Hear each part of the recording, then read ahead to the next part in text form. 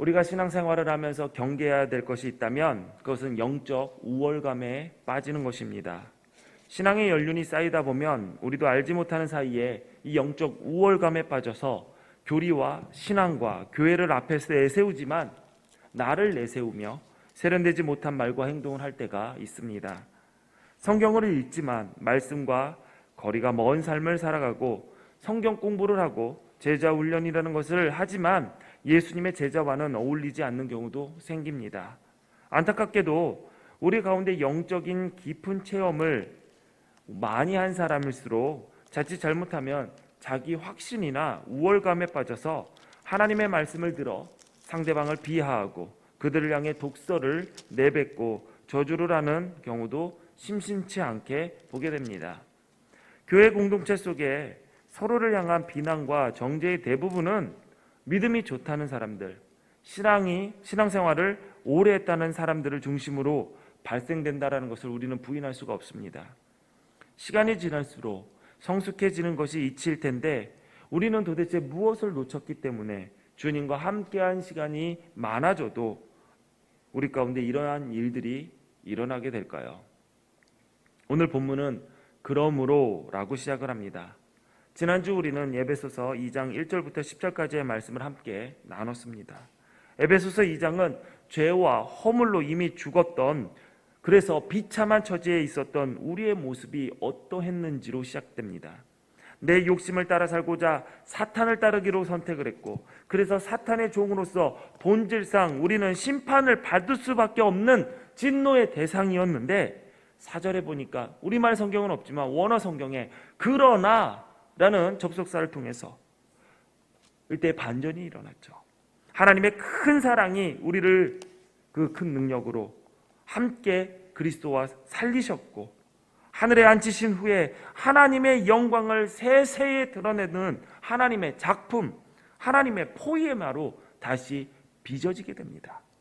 그래서 우리는 하나님께서 우리에게 미리 예정해 두신 선한 일을 하며 하나님의 소원을, 하나님의 뜻을, 그분의 사랑과 은혜와 솜씨를 드러내는 작품으로서의 그 일을 감당하게 되었습니다. 이것은 우리 개인에게 주신 하나님의 놀라운 은혜가 얼마나 큰지를 알려줍니다.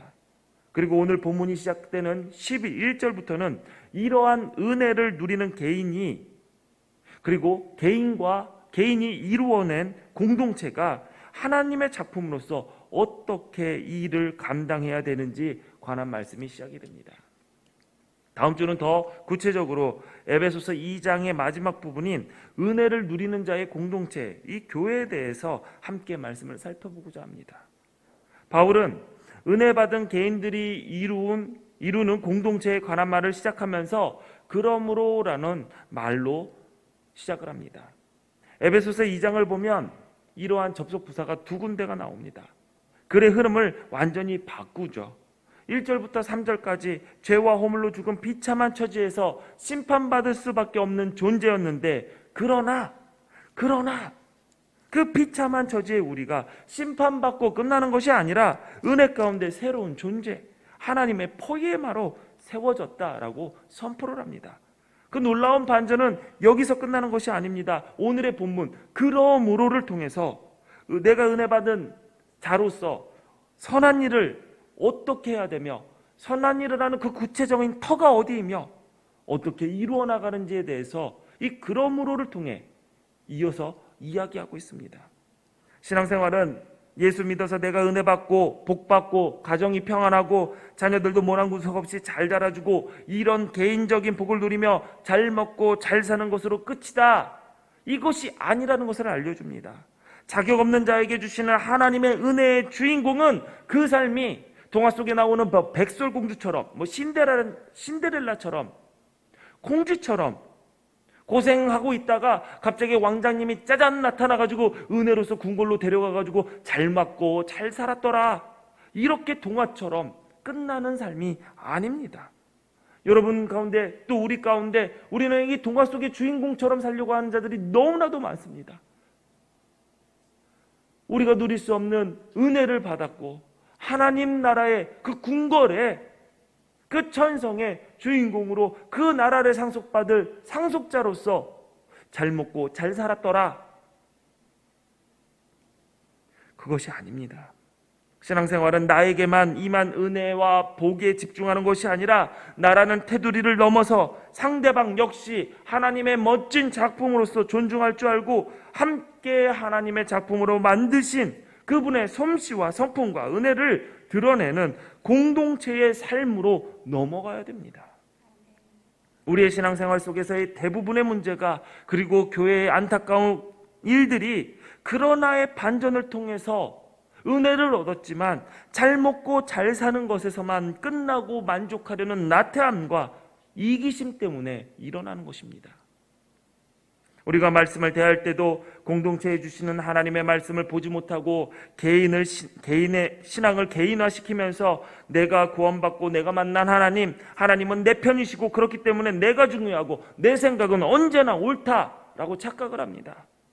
그 착각 속에서 교회는 내가 생각한 것이 옳다고 맞장구 쳐줘야 하고, 내가 하고 싶은 것이 있으면 자리를 마련해줘야 되고, 내가 하기 싫은 것이 있으면 다른 사람들, 교회가 대신해줘야 되고, 내가 기분이 나쁘면 기분 풀릴 때까지 기다려줘야 합니다. 조금만 나랑 생각이 다르면 마음을 닫고 담을 쌓고 살다가 이것도 저것도 귀찮아지면 훌쩍 떠나버리면 된다고 생각하는 분들이 적지가 않습니다. 일단 하나님의 작품으로 하나님께서 만들어 놓기는 하셨는데 거기서 멈춰서 그러므로로 넘어가지 못하는 상황이 우리에게 너무나도 많습니다. 날마다 하나님의 은혜와 사랑에 감격해서 나 같은 죄인 살리신 주님의 은혜 놀랍다 찬송하고 고백하고, 그래 나는 하나님의 작품이야, 나는 변화되었어, 하나님은 나를 보배롭고 존귀하게 여기셔, 하나님은 너는 내 것이야, 이렇게 말씀하셔. 그런데 여기서만 머물고 그러므로로 나가지 못하는 것이 우리의 신앙을 병들게 하는 가장 큰 원인 중에 하나입니다. 그러므로 우리는 생각해야 합니다. 본문은 우리가 하나님의 작품으로 그 은혜를 받은 존재임을 깨닫고 그 복을 누리며 감격하고 있다면 그 이후에 우리에게 생각하라 라고 권면하고 있습니다.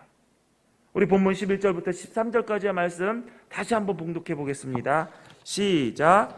그러므로 생각하라. 너희는 그때의 육체로는 이방인이요 손으로 육체에 행한 할례를 받은 무리라 칭하는 자들로부터 할례를 받지 않은 무리라 칭함을 받는 자들이라. 그때 너희는 그리스도 밖에 있었고 이스라엘 나라 밖의 사람이라. 약속의 언약들에 대하여는 외인이요 세상에서 소망이 없고 하나님도 없는 자이더니 이제는 전에 멀리 있던 너희가 그리스도 예수 안에서 그리스도의 피로 가까워졌느니라. 아멘. 너희가 지금 선택받고 하나님의 아름다운 작품으로 자긍심 높은 자로 살고 있지만 그 은혜가 임하기 전에 너희의 비참한 처지를 생각하라 라는 것입니다. 너 지금 잘나 보이지? 멋져 보이지? 행복해 보이지? 복받아 보이지? 그러나 생각해. 너 비참했었어. 너 진노의 자식이었어. 너 주님을 따르는 자가 아니라 사탄을 따르는, 너의 욕심을 이루기 위해서 공중권세를 잡은 그 자를 따랐던 너희는 심판의 대상이었어. 그때를 생각해. 바울은 우리들에게 지금 이렇게 말하고 있습니다. 그렇다면 그 비참한 처지를 생각해서 우리는 무엇을 깨달을 수 있을까요? 그것은 현재 누리는 은혜가 기적과 같이 나에게 임한 은혜임을 깨닫고 감사할 수 있게 됩니다. 우리 대부분은 과거의 비참한 상태, 고생한 이야기, 힘들었던 순간들을 생각하기도 싫어합니다. 누가 그때의 아픔을 끄집어내서 그때의 힘들었던 감정, 어려웠던 순간을 다시 느끼고 싶어 하겠습니까? 그러나 생각하라라는 이유가 여기에 있습니다. 생각하기도 싫은 그때를 굳이 끄집어서 생각하면 의도하지 않았던 얻을 수 있는 유익이 있는데 그것은 현재가 너무나도 감사하다는 것이죠. 저는 이 강단에 설 때마다, 특히 요즘처럼 빈자리가 많이 보일 때 처음 기둥교회를 개척했을 때가 생각이 납니다. 2010년 3월 1일 눈과 비가 섞여서 내리던 엄청 추운 날이었습니다. 점집이 나갔던 그 자리에 제 책상이랑 책장, 냉장고 등 이것저것 살림살이를 집어넣는데 이미 해가 떨어져서 시커먼 하늘을 쳐다보면서 답답한 마음에 기도를 했습니다. 하나님, 아무리 그래도 그렇지 좀 좋은데 자리 좀 마련해 주지. 점집 있다가 나간 자리에 교회를 개척하게 하시면 어떡합니까? 황당하기도 하고 화가 나기도 하고 스스로 자책을 했습니다. 왜 계약할 때는 알아차리지 못하다가 이사해서 짐 들어가는 날 그 전까지는 전혀 나지도 않았던 그 향냄새가 나기 시작했는지, 그 점집도 웬만하면 자기가 천장에 출입문 위에 장판 속에 붙여졌던 부적들을 다 떼고 나가지 그거 다 붙여넣어가지고 제가 사다리 의자를 놓으면서 여기도 부적이 있네 하면서 부적 띄고 장판을 딱 들어보니까 사진들 쫙 있고 부적들 있고 건물 뒤에 가보니까 뭐 이렇게 위패들 있잖아요. 그 빨간 위패들이 다닥다닥 다 놓고 간 거예요. 제가 성격이 워낙 좋잖아요. 어떻게 했어요? 아무 말 없이 뗐죠. 발로 걷어차면서 막 하면서 가자고 가지 왜 여기에다 놨어 하면서 보니까 뭔가 이렇게 눌린 자국을 보니까 여기가 딱 뭐가 앉아 있었던 자리인 것 같아요. 딱 엉덩이 모양도 보이는 것 같고 하도 기분이 나빠서 있는 대로 발로 걷어차고 벽을 다 부셔놨네. 정신을 차리고 숨이 헐떡거리면서 이렇게 다 승질을 내고 이렇게 보니까 아이고 여기서 예배 못 드리겠다. 다 부셔놔서 너덜너덜해요. 그래서 공사해서 예배당으로 인테리어를 했죠. 그리고 뭐 어수선한 상태에서 주일을 맞이하게 돼서 설교를 준비해 강단에 섰습니다. 여러분, 강단이 어디 있습니까? 창문 없는 벽이 강단이죠. 보면대 태워놓고 식탁 의자 2개 딱 놓고 예배를 드립니다. 설교를 하는데 전교인 중 절반이 졸아요. 전교인이라고 해봤자 제 아내랑 6살 된 제 아들 녀석인데 6살짜리는 설교만 시작하면 고개를 뒤로 제끼고 입을 해 벌리고 자요. 전교인은 절반이 자는 거죠. 뭐 6살짜리가 무슨 설교가 재밌어서 듣겠습니까? 근데 문제는 지금 커도 아무 얘기 안 했는데 왜 웃어요? 지금 커서 그렇게 좀 듬직합니다. 고개를 끄덕여주셔서 감사합니다. 처음에는 열정을 가지고 강단에 섰어요. 근데 한 주 한 주 시간이 흐르니까 점점 생각이 복잡해집니다. 언제까지 한 명 앞에서 설교해야 되나? 이런 곳에 누군가 와서 이 교회에서 신앙생활을 하겠다라고 하면 그것은 하나님의 기적이다. 그런 생각까지 들었죠. 왜냐하면 여러분도 한번 생각해 보십시오. 문 열고 교회 들어갔는데 텅 빈 자리에 거기에 한 명 앉은 사람이 나예요. 그럼 목사는 어떻게 해요? 나만 보고 설교할 거 아니에요. 그 부담스러워서 어떻게 하냐. 제가 생각해도 이 교회는 아무도 안 올 것 같은 거예요. 물론 그런 상황은 일어나지도 않았습니다. 아무도 안 왔습니다. 목사 1명, 교인 1명 있는 교회, 그 한 명도 얼마나 까다로운 교인인지 예배 끝나면 어떤 부분의 내용이 왜 이렇게 어렵게 하냐, 다른 사람이 들으면 그 어떻게 알아듣냐, 이해되지 않으니 쉽게 풀어달라, 예화가 너무 길다, 말씀에 몰입할 수가 없다, 말 속도가 너무 빠르다, 느리다, 오늘 제대로 준비한 거 맞냐, 나 무시하냐, 이러는 거예요. 그런데 저는 어떻게 해요? 듣고만 있죠 뭐. 속으로는 열심히 준비한 건데 뭐가 부족해 보이지? 이렇게 부족해서 하나님이 안 보내주시나? 이런 자괴감이 들었다가도 마음 한쪽 구석에서 막 승질이 막 나는 거죠. 그럼 다른 교회 가시던가요? 라고 하고 싶은데 그러면 내가 집에 못 들어가잖아요. 싸우자는 것이고. 참 마음과 생각이 복잡했습니다. 10년 전 일이지만 그때가 한 달 전처럼 느껴져요. 얼마 지나지 않은 것 같아요. 그때는 정말 경험도 부족하고 지금보다 공부한 것도 읽은 책도 없어서 말씀을 준비하려면 많은 시간과 노력이 필요했습니다. 며칠 동안 끙끙 앓았죠. 붙잡고 씨름을 했습니다. 정말 열심히 연구하고 자료 찾고 썼다 지웠다 설교를 준비했는데 너무 슬픈 것이 이렇게 최선을 다해서 준비한 말씀을 들고 강대상에 섰는데 들을 사람이 없는 거예요. 그리고 아무리 발버둥 쳐도 저 빈자리에 앉겠다라는 사람을 찾을 수가 없었습니다. 그때를 생각하면 지금이 얼마나 감사한지, 저에게 정말 말도 안 되는 기적이 일어난 겁니다. 저는 스스로 이렇게 생각합니다. 나는 가장 행복한 목사다. 최근에 우리나라 목사들 중에서 교회를 개척해서 이런 하나님의 은혜를 경험한 목사가 몇 되겠느냐. 뭐 몇이 많아도 상관없어요. 많아도 상관없지만 저는 너무 감사합니다. 가끔 교인들이 저 걱정해 주시니라, 목사님 이것도 저것도 하시는 일 많고 주일에 1부, 2부, 3부 예배 인도하시고 얼마나 힘드십니까? 저 솔직히 하나도 힘 안 듭니다. 아니, 조금 힘듭니다. 1, 2, 3부가 아니라 정말 4부, 5부 할 수만 있으면 저는 기쁜 마음으로 할 수 있습니다. 그때를 생각하면은 지금이 기적이고 은혜고, 이 기쁨을 저는, 여러분은 모르시겠지만 전 여기에서 누리고 있습니다. 너무 기쁩니다. 이쪽을 보면은 조금 그때 생각이 나는데, 이쪽을 보면은 왜 이렇게 몰려 앉으세요? 한쪽으로. 예, 감사합니다. 너무 감사하죠. 힘든 때 생각을 하면은 힘든 것 때문에 괴로운 게 아니라 지금이 감사합니다. 지금이 너무나도 기쁩니다.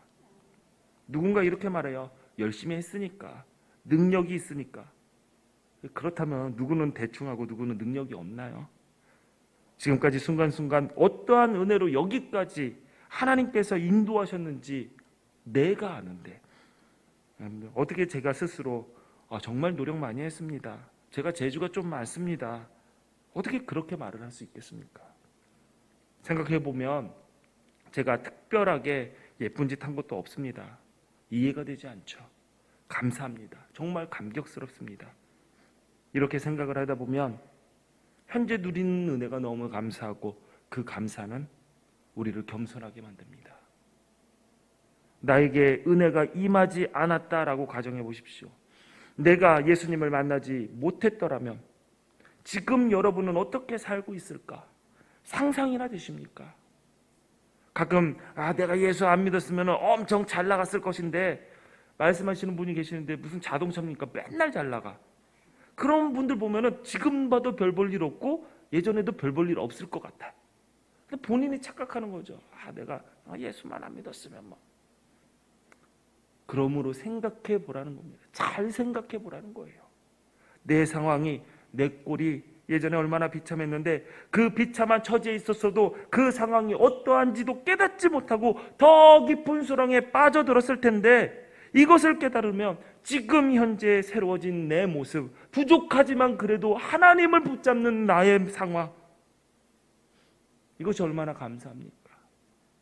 자랑할 거리도 아니죠. 은혜입니다라고 할 수밖에 없는 거죠.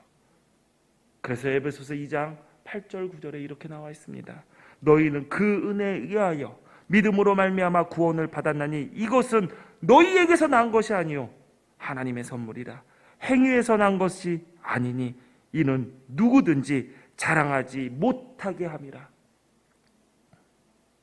자랑할 것이 없습니다. 그런데 안타깝게도 자랑할 것이 하나도 없는 우리들이 처음부터 스스로 하나님의 걸작품이었었던 것 양 상대방을 향해서 판단을 하고 정죄할 때가 너무나도 많습니다. 과거에 내가 어떠했는지 생각하지 않았기 때문이죠. 나에게 은혜가 임하지 않았더라면 나 역시 어리석은 말과 행동을 하고 있었을 텐데, 나 역시 미숙한 자리에서 손가락질 받을 일을 하고 있을 텐데, 그것들을 생각하지 않으니 내가 상대방을 판단하고 정죄하는 것입니다. 겸손하지 못한 것이죠. 신앙생활을 열심히 하고 교회의 임원으로 정말 많은 부분에서 헌신한 분들이 안타깝게도 과거를 생각하지 않을 때가 많습니다. 우리는 은혜에 의하여 믿음으로 말미암아 구원을 받았습니다. 그 믿음 역시 은혜로 인한 것임을 우리는 잊지 말아야 합니다. 우리가 뭐 특별히 영적으로 눈이 열려서 지혜가 있어서 다른 사람들이 보지 못하는 특별한 영적 세계를 보고 신령한 일들을 보는 통찰력이 있어서 나를 구원하실 분은 예수님이다 하고 내가 예수님을 믿어야지, 이런 과정으로 예수님을 믿은 사람들이 누구 있겠습니까? 스스로를 정직하게 돌아보십시오.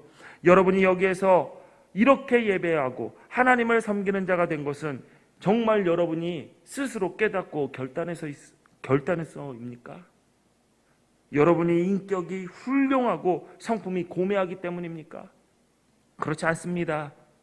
그렇다면 아직 은혜를 입지 못하거나 아직 은혜를 깨닫지 못하거나 아직도 하나님께 온전히 휘어잡히지 못한 그들을 바라보면서 우리가 무엇이라고 비난하고 정죄할 수 있겠습니까?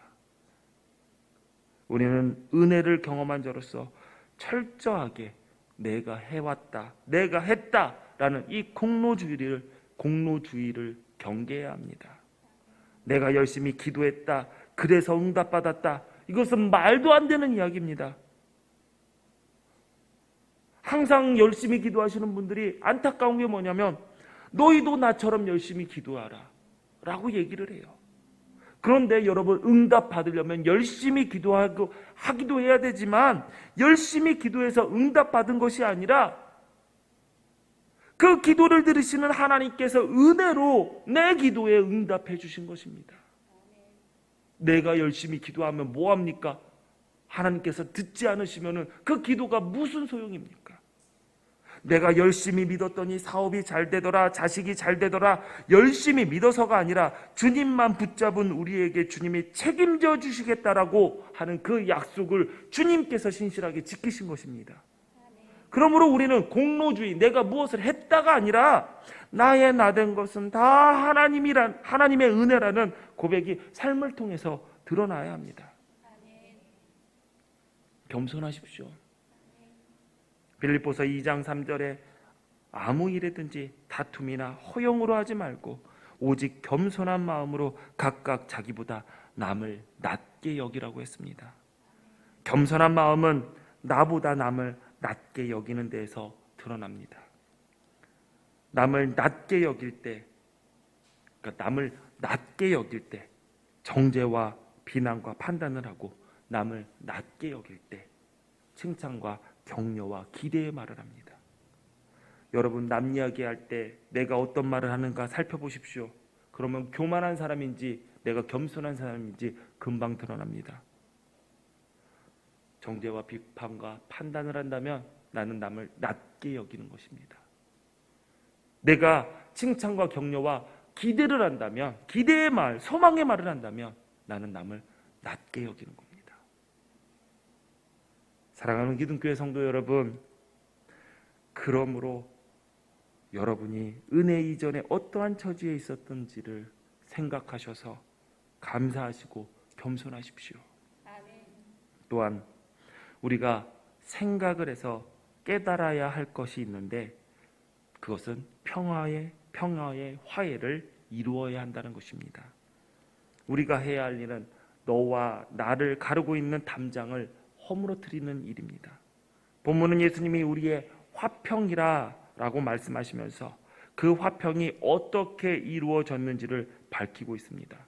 14절부터 18절까지의 말씀 우리가 같이 읽을 건데 한번 잘 생각해 보시면서 한번 같이 읽어보겠습니다.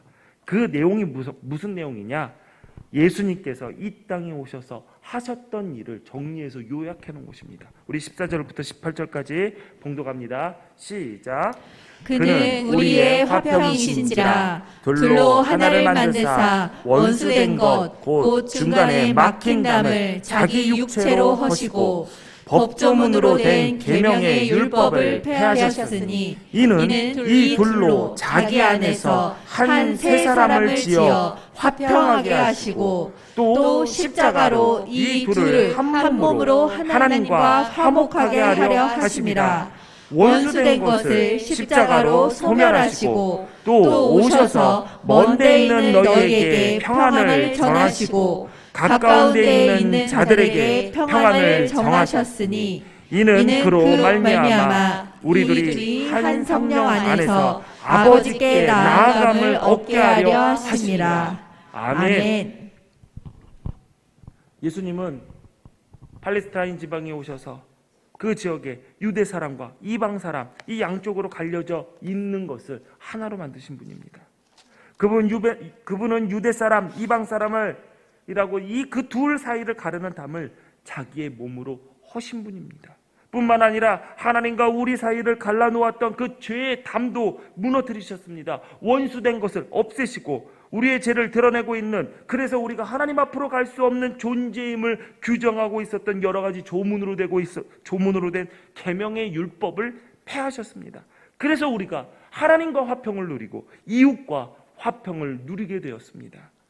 여기서 말하고 있는 화평, 우리가 착각을 할 때가 많습니다. 내가 혼자 마음이 정돈돼서 편안하다라고 느끼는 것, 이러한 개인적인 영역의 평안을 말하는 것이 아닙니다.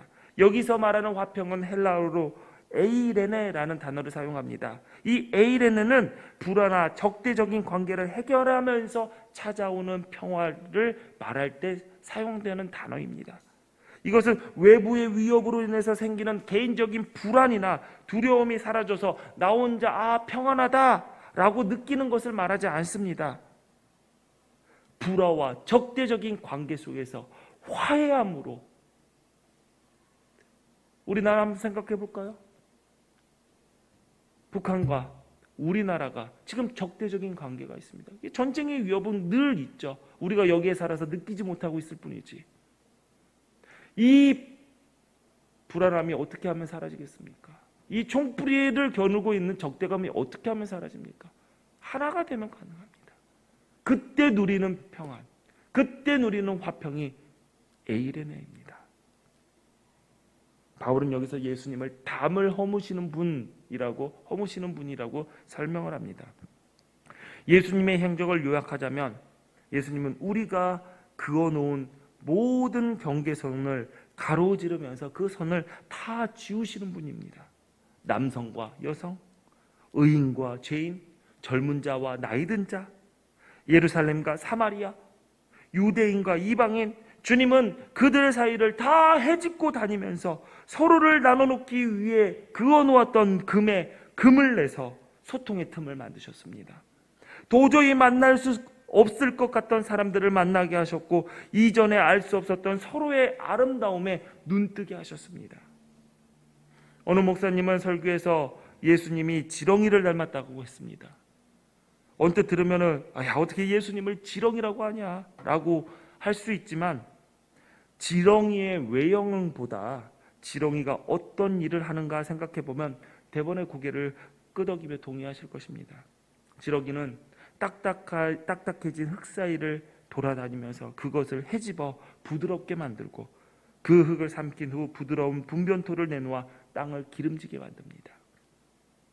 우리 주님은 그렇게 온몸으로 사람들 사이에서 굳어져 버린 관계 속에 틈을 만들고 부드럽게 하고, 그 틈으로 생명의 숨결을 불어넣어 우리의 삶을 살맛나게 하셨습니다. 우리의 관계 속에 에이레네를 만들어 주시고 우리의 삶을 풍성하게 기름지게 해주셨습니다. 그렇다면 우리들 가운데 세워진 담, 이 담 어떻게 만들어졌을까요? 우리 가정에, 내 일터에, 직장에 서로를 소외시키고 하나 되지 못하고 부딪히는 사람들이 생겨나는 이유가 뭘까요? 그것은 사랑이 없어서입니다. 사랑은 자기 유익을 구하지 않는 것이죠. 사랑은 나를 향하지 않고 상대방을 향한 것입니다. 그래서 성경은 구원받은 우리들에게 이렇게 말합니다. 누구든지 자기 유익을 구하지 말고 남의 유익을 구하라. 직장에서 열받는 사람이 있습니다. 동료든 상사든. 왜 열받습니까? 나한테만 일 시켜. 지 일인데. 그게 제일 열받는 거죠. 그래서 불화가 생기고 서로가 멀어집니다. 인간과의 관계에서도 그러죠. 왜 나한테 이래? 왜 자기만 먹어? 왜 자기만 이익을 챙겨가? 그런 것 때문에 사람과의 관계가 멀어집니다. 그런데 성경은 우리에게 나의 유익을 구하지 말고 남의 유익을 구하라 라고 얘기하죠. 무슨 말입니까? 사랑하라는 것입니다. 타인의 유익을 구하는 사랑이 없는 모든 사람들은 나만 생각하고 자신만을 위합니다. 자신의 유익을 추구하고 나의 행복과 기쁨, 나의 출세와 성공을 구합니다. 이렇게 각자가 자신을 관심과 의식의 최우선 순위에 두면 모든 타인은 다 후순위로 밀려납니다. 여기서 이해와 충돌이 생기고 서로 밀려나지 않으려고 상대방을 공격하고 짓누르고 짓밟아야 된다라는 판단이 서게 되죠. 이 문제를 해결하기 위해서 예수님을 이 땅에 보내셨고, 예수님을 통해 새로운 존재가 된 우리에게 예수님께서는 몸소 보여주신 그 길을 따라오라라고 말씀하십니다. 본문 14절 15절에 그는 우리의 화평이신지라 둘로 하나를 만드사 원수된 것 곧 중간에 막힌 담을 자기 육체로 하시고, 법조문으로 된 계명의 율법을 폐하셨으니 이는 이 둘로 자기 안에서 한 세 사람을 지어 화평하게 하시고, 예수님은 저기를 가지고 있던 원수들을 하나로 만든 새로운 인류를 창조하셨습니다. 여기서 둘이 하나 되어 예수님 안에서 지어진 세 사람은 누구를 지칭할까요? 바로 그리스도가 머리 되시고 그 안에서 한 몸 하나가 된 공동체, 지금 교회를 이야기하고 있는 것입니다. 예수님의 십자가의 죽음으로 그리스도 안에서 지어진 세 사람, 교회는 하나님과 화목하게 되고 유대인과 이방인처럼 갈라놨던 세상 모든 사람들이 가족으로서 한 몸으로서 사랑으로 품고 살아가야 되는 새 사람, 새 존재임을 오늘 본문은 이야기하고 있습니다. 여기서 주목해야 될 부분이 있습니다. 우리 사이에 적대감으로 세워진 장벽은 예수님께서 그거를 말로 허물지 않으셨습니다. 자신의 육체로, 자신의 죽음으로 피 흘리며 그 담을 무너뜨리셨습니다. 저는 이 말씀을 보고 우리 사이에 높게 쌓아놓아졌던 장벽에 예수님께서 자신의 몸을 박아 피 흘리며 그 벽을 무너뜨리는 장면을 상상했습니다. 그런데 우리는 어떻습니까? 평화를 말로만 이루려고 합니다. 어떠한 대가도 치르려 하지 않고 희생도 하지 않고 쉽게 말로만 평화를 이루려고 합니다. 사이좋게 지내야지, 화해해야지, 용서해야지. 그러나 말로 그 담은 허물어지지 않습니다. 내 몸을 그 벽에 박아 피 흘리며 희생할 때 바로 그 담은 서서히 무너지게 될 것입니다. 하나님의 작품인 우리가 왜 이런 부담스러운 일을 해야 할까요? 왜 우리가 모든 사람들과 더불어 화평하며 하나가 되어야 할까요? 바울은 18절에 이렇게 기록하고 있습니다. 같이 봉독합니다. 시작. 이는 그로 말미암아 우리들이 한 성령 안에서 아버지께 나아감을 얻게 하려 하심이라. 아멘. 우리는 그리스도 안에서 한 성령으로 하나가 될 때 하나님 아버지께 나아갈 수 있게 됩니다. 마태복음 5장 23절 24절에 보니까 그러므로 예물을 제단에 드리려다가 거기서 내 형제에게 원망 들을 만한 일이 있거든, 원망 들을 만한 일이 있는 것이 생각나거든 예물을 제단 앞에 두고 먼저 가서 형제와 화목하고 그 후에 와서 예물을 드리라. 예배를 받으시는 주님께서 말씀하시는 예배의 순서가 있습니다. 형제들과 화목과 연합을 이룬 후에야 비로소 하나님을 예배하고 하나님을 만날 수 있게 됩니다. 히브리서 12장 14절에 모든 사람들과 더불어 화평함과 거룩함을 따르라. 이것이 없이는 아무도 주를 보지 못하리라. 예배를 통해 하나님을 만나고 은혜에 감격하여 하나님의 솜씨를 드러내는 하나님의 작품인 우리는 모든 사람들과 화평해야 합니다. 화평을 이루어야 됩니다. 그렇지 아니하면 아무도 주를 보지 못한다라고 했습니다. 이 말씀은 예배하고 이 예배당을 나가는 모든 기둥교회 성도들이 가슴에 새겨야 할 말씀입니다. 화평함과 거룩함을 모든 사람들과 이루자. 이 일이 아니면은 아무도 주님을 보지 못한다. 우리는 거룩한 삶을 통해 모든 사람들과 화평을 이루면서 주님을 보여야 한 사람입니다. 그러므로 우리는 어느 누구에게도 함부로 대하지 않아야 합니다. 할 수 있거든 너희로서는 모든 사람들과 더불어 화목하라. 우리가 한 주간 살아가면서 내가 돈을 지불한다고 해서 서비스업에 종사하는 사람들은 하대해서는 안 됩니다. 아파트 단지에서 마주치는 경비원들에게 인사를 먼저 받지 마십시오. 정중하게 먼저 인사하시는 사람이 되십시오. 왜냐하면 그분들의 대부분은 우리들보다 어른인 경우가 많습니다. 길거리에서 우연히 만난 사람이라도 함부로 대하지 마십시오. 도로에서 내 마음에 들지 않게 운행하는 차량을 보더라도 분내지 마십시오. 우리 눈에 보이는 것을 쇳덩어리 차라고 할지라도 그 안에 사람이 있습니다. 그 안에 하나님이 계십니다. 그리스도인은 무엇보다도 친절한 사람이 되어야 합니다. 자기 기분대로 행동하지 말아야 합니다. 뭔가를 주장하기보다는 다른 이들의 말에 귀 기울여 듣는데 더 노력해야 합니다. 남의 눈에 티끌을 찾으려고 하지 마십시오. 모든 사람들을 나보다 낮게 여겨서 그들을 통해 무언가 배워나가는 겸손한 자리에 있으십시오. 화를 덜 내도록 노력하십시오. 얼굴에 미소가 떠나지 않게 하십시오. 나와 다른 견해와 입장을 가진 사람들의 말과 행동을 존중할 줄 알아야 합니다. 좋은 것을 이웃과 더불어 나누십시오. 자기의 유익보다 다른 이들의 유익을 먼저 구하십시오. 다른 이들과 어울릴 줄 아는 존재가 되기 위해서 진지하게 노력하십시오. 나를 통해 내 주변의 딱딱한 흙과 같은 그 관계들이 부드러워질 수 있도록 지렁이처럼 경계를 허무는 자 되십시오. 우리의 몸을 부딪혀서 피 흘리고 우리 주변에 서로 갈라놓고 서로를 소화시키는 그 담을 여러분의 피로, 여러분의 몸으로 허무십시오. 가정에서, 일터에서, 교회에서 가슴치고 이를 갈며 아이고 내가 예수 믿으니까 내가 참는다 이렇게 생각하지 마시고 화평의 씨앗을 뿌린다고 생각하며 평화의 싹이 돋아나고 맺을 열매를 기대하십시오. 나는 이 일을 감당할 수 없다.